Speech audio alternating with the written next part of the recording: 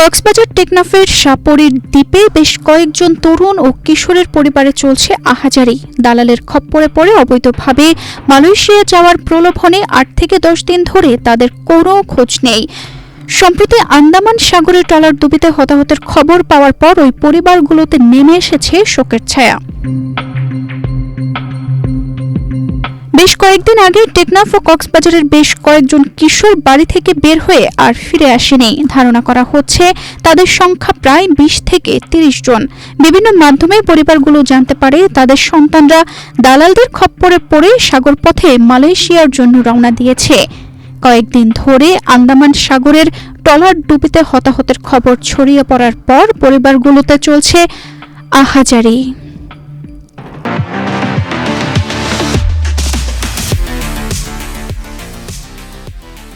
थोड़े के दाग जा कुछ हमारा राइट नदी वो केस दिए दार बोला जड़ा ये केस दिए दार बोला मालेशिया हम आ जाइए भाई दौरे मालेशिया तो जेल खड़ा पर मेरा आफा गई 7 दिन से 9 दिन बाद हुनी दे बुढ़े भरे डूबी गए होई देखी नहीं जाए अंतर दिए शाकर माजे तो दिन पर शादी दा आसे आसे जा होता तुम्हारा जाय और सो गई ताना मादे মানুষ আনে ফুসালো সাথে তিন নবু আছে আয়ে বলি আর কি করছো আজ আর সালা দিলি কি হতে আই মানে খুশি দা হতে না মানে কি হতে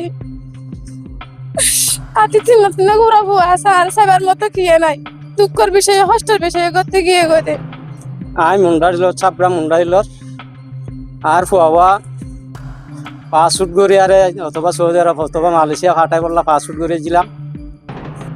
এরপরে ইয়ান তো দালাল চক্র আর ফুয়াবার ফুটছে আরে কিভাবে অপহরণ করে গোড়ত তুলে দিয়ে আয় হয় না আরে আয় নাফতান আর প্রশাসনের মাধ্যমে আজ সুষ্ঠু বিচার কান আর স্থানীয়দের সাগরপথে অবৈধভাবে মালয়েশিয়া নেওয়ার কথা বলে মানব পাচার চক্রটি। এরা নানাভাবে তাদের কাছ থেকে টাকা আদায় করে। এছাড়া দালালরা বাংলাদেশে বিভিন্ন পণ্য পাচার করে। প্রশাসনের নির্বিকার ভূমিকায় ক্ষোভ প্রকাশ করেন ভুক্তভোগীরা।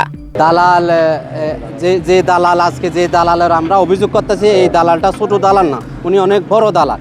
এই দালালটা আজকে একদিন দালালি করতেছে না, আজকে 15-20 বছর ধরে এই দালালি করে আসতেছে।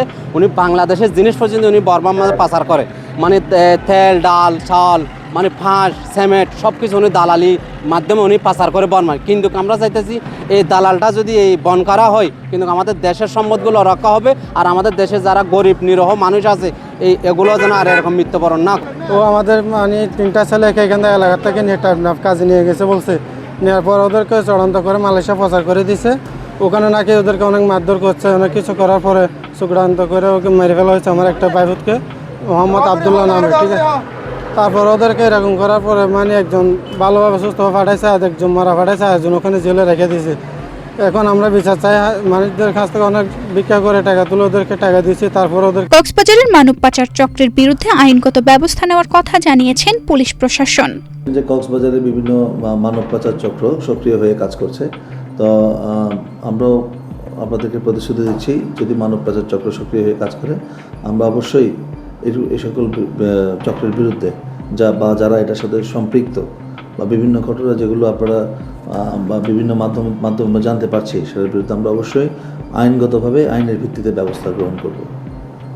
মালয়েশিয়াগামী ট্রলার আন্দামান সাগরে ডুবে যাওয়া নিহতের স্বজনদের একটাই চাওয়া, লাশগুলো যেন ফিরিয়ে আনা হয়, তাদের যেন দেশের মাটিতেই মাটি দেওয়া হয়। শেষবারের মতো তাদের স্বজনদের মুখটা দেখতে চান তারা।